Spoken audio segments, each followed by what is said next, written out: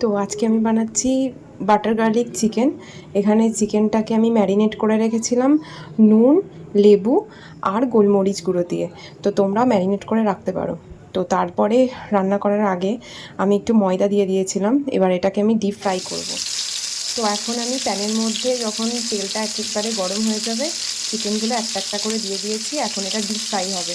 তো যখন golden brown হবে, তো তখন তোমরা এটাকে একটা করে উল্টে নেবে। মোটামুটি একটা সাইড গোল্ডেন ব্রাউন হয়ে গেছে, তো আমি এক্ষুনি উল্টে দিলাম। তো আর একটা সাইড মানে বোথ সাইড যখন গোল্ডেন ব্রাউন হয়ে যাবে, তখন একটা একটা করে তুলে নেব। সমস্ত চিকেনগুলো গোল্ডেন ব্রাউন করে ভাজা হয়ে গেছে। তো এরপরে নেক্সট ডে বাটারের দুটো এরকম কিউব দিয়ে দিয়েছি। আর যে তেলটা এক্সেস ছিল প্যানে, সেটাই থাকবে, আলাদা করে তেল দেওয়া দরকার নেই। এবার যদি কোয়ান্টিটি বেশি হয় সেক্ষেত্রে তেল দিতেই পারেন।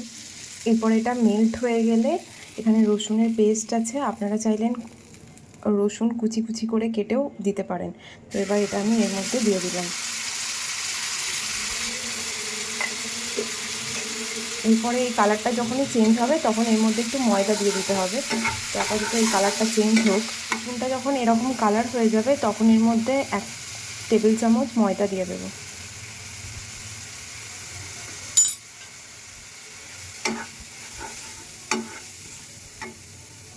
এটাকে এবার মিক্স করতে হবে। ময়দা দেওয়ার পর এখানে আমি একটু অরিগ্যানো আর চিলি ফ্লেক্স দিলাম। তো এর মধ্যে এবার আমি জল ঢেলে দেবো। তো এরপর আমি এখানে ওয়াটার অ্যাড করব। তো এই রান্নাটা পুরোটাই হলুদ ছাড়া হবে। তো এই পর্যায়ে আমি একটু গোলমরিচ গুঁড়ো আর একটু লঙ্কা দিয়ে দেবো, কাঁচা লঙ্কা। আচ্ছা, তো আমি এখানে বলে রাখি, এখানে আমি জল অ্যাড করলাম, তোমরা দেখতে পেলে। চিকেন স্টকও অ্যাড করতে পারো।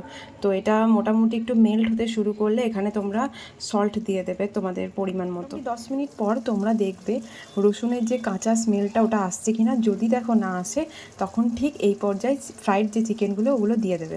টেস্ট করে এখনই দেখলাম যে রসুনের কোনো কাঁচা গন্ধ নেই। তো এখন আমি ফ্রাইড চিকেনগুলো দিয়ে দেবো।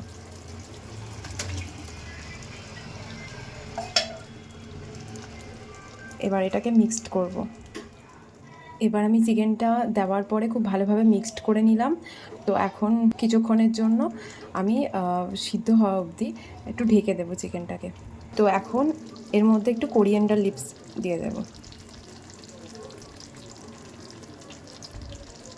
এবার এটাকে মিক্সড করি।